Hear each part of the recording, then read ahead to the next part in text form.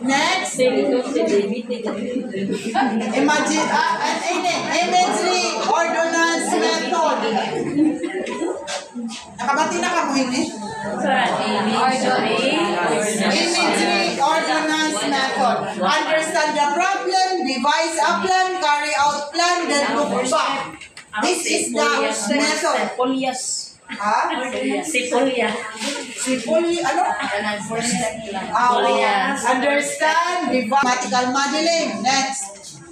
Sample of mathematics strategies. Usa lang ang sample.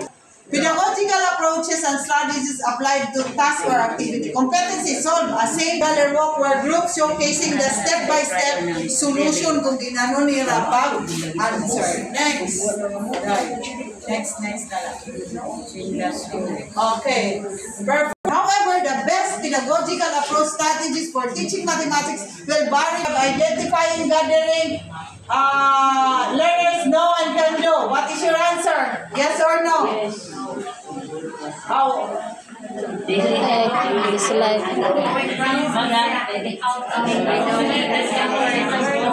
Only. Ano ang nakaroon nila? Only. Qualitative data. Next, assessment just determine each learner weakness and areas of improvement. Wrong. Strength and areas for improvement. Next. Two types of assessment, formative and summative. Yes. Feedback is information provided to learners Okay, feedback information when learners find out about their performance and let us take and for improvement. Yes. A rubric is an unsystematic and non-standardized scoring forward by systematic. Wrong. That is systematic and standardized. So we will discuss on assessment. This is another assessment style, depth order number 8, series 2015. Purposes of assessment to interpret, di ba na-discuss na interpret, evaluate its learner performance, recognize its learners. Formative and summative. Next. Formative serve as a continuous feedback to student by informed instructional decision. Formative is given after pause. Next na dahil. Okay, suggestive formative assessment. Before the lesson, during the lesson, and after the lesson. Take note ka magamit ng technology for formative assessment, online platforms, LMS, interactive whiteboard. Hindi rin na may interactive whiteboard. Sa summative assessment, after that, and about blocking learning sa topic, use for the basis for computing grades. Sige, next. Okay, written work. How many use for grading? Next. Guys, giving feedback. Other components of assessment using rubrics. Next, right? Sample problem. Ay na ito. Next. Assessment is aligned on content standard, learning competency, performance standard, 21st century. Iningatan na na-discuss na natin, dapat ang ating assessment aligned to this context. Content and standard, learning, performance standard, and ma'am.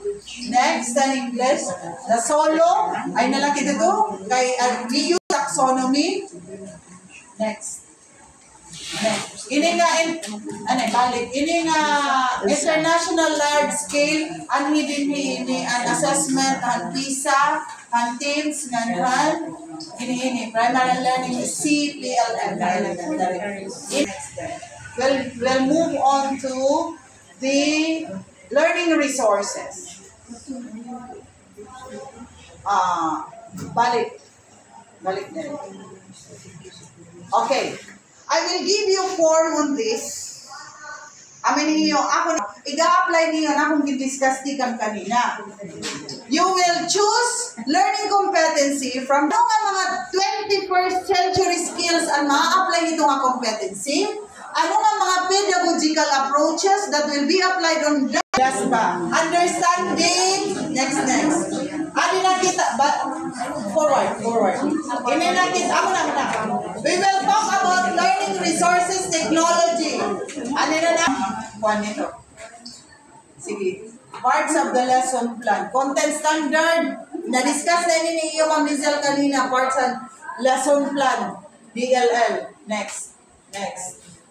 Take note, lesson exemplar will not be used as your gagamiton the whole as DLL, but serve as your guide. Next. Parts of the lesson plan.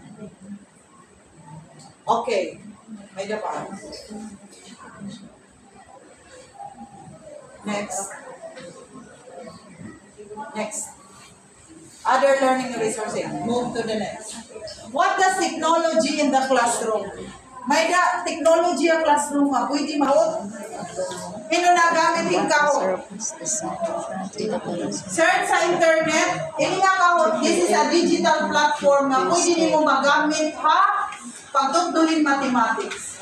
I-take note ini nga kahot. I-search sa internet. Ini nga quizzes and Miro.